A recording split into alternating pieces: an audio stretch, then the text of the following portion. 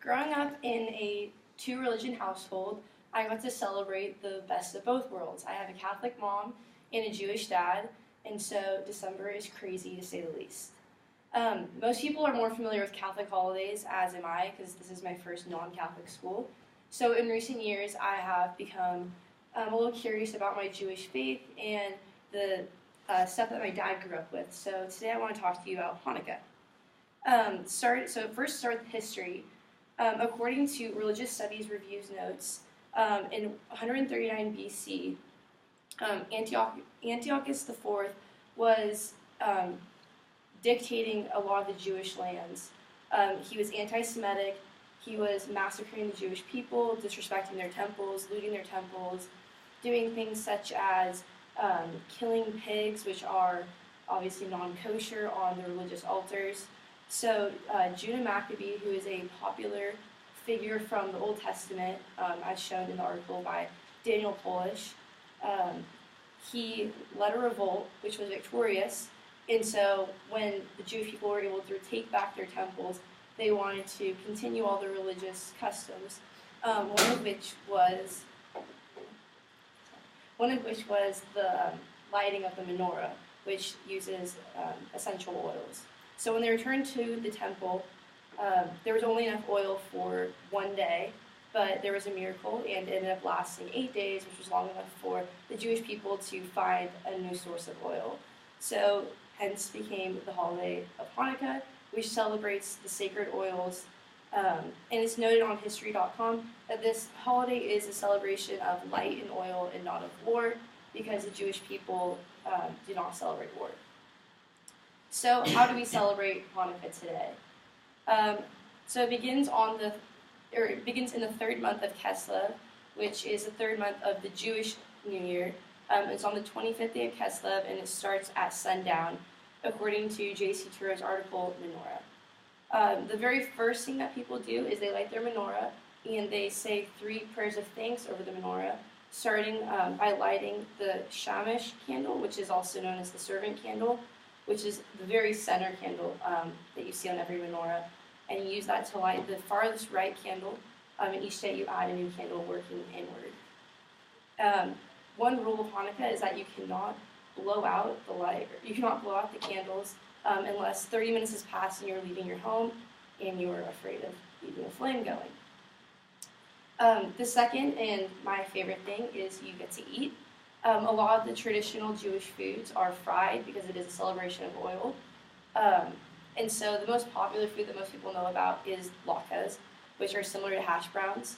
Another very popular food is jelly donuts, not my favorite. And then 2 other really popular foods are short ribs and briskets. The third thing that goes on throughout the Hanukkah celebration is games, the most popular being the game of dreidel. So some people are familiar with dreidel, but for those of you who aren't, as described on Shabbat.org, dreidel is a little spinny topper, and it has 4 Hebrew letters on it, and those letters are Shin, Hey, Gimel, and Nun. So you start the pile in the middle of either money or candy, chocolates, oftentimes gelt, like little chocolate coins. And if you spin and land on Shin, you have to put 1 into the main pile. If you get Hey, you get to take half of the main pile. If you get Gimel, you have to take everything from the main pile. And if you get Nun, you take nothing.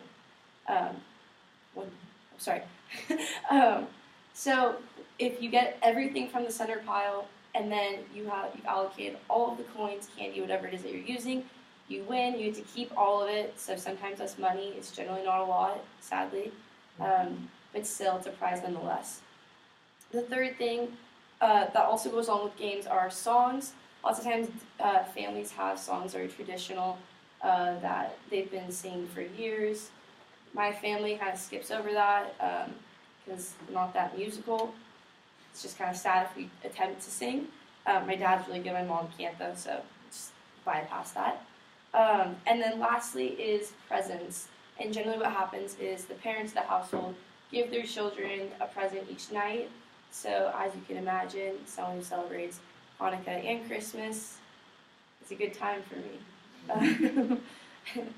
Quite a few gifts. So lastly, I'd like to tell you about how my family personally celebrates Hanukkah and how our traditions came about. So as I said earlier, this is all actually from an interview with the man himself, Dan Spector, my dad. So my dad is Jewish, my mom is not. And my dad was raised by his mother and stepfather.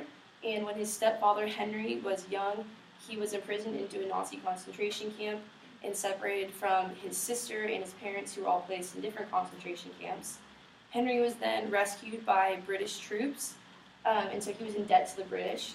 So he ended up becoming a British spy and going undercover and killing Nazis. Cool. So when he was able to retire, he went back, was able to contact his family. His immediate family all survived the Holocaust. The rest of the family was not as fortunate. And they met up in Seattle, which is where he met my grandma. And so ever since Henry passed, on our menorah we have Henry's initials inscribed. And so that's kind of a tradition that we have, is that the most important Jewish members of our family, their initials are inscribed on our menorah. So we call our menorah, not so creatively, the Henry menorah. So we begin by lighting our menorah each night. And on the first and last night of Hanukkah, my dad makes a large batch of latkes. And his favorite thing is that he always makes all of my friends come on the first night who know nothing about Hanukkah. And he gives a way too detailed description of the holiday while I sit there and generally check my phone because I'm embarrassed because my dad won't stop. And my friends laugh because my dad gets way too into it.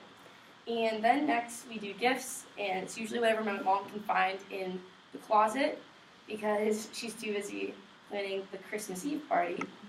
So as you can imagine, I get lots of socks, candles, occasionally if she's really slacking, pack of pencils. But nonetheless, it's fun, it's gifts, it's a good time with family. So in conclusion, many of you, I'm sure, if not all of you, celebrate Christmas, and Christmas is great, don't get me wrong. But if you ever get bored in December of celebrating Christmas, you should really try Hanukkah.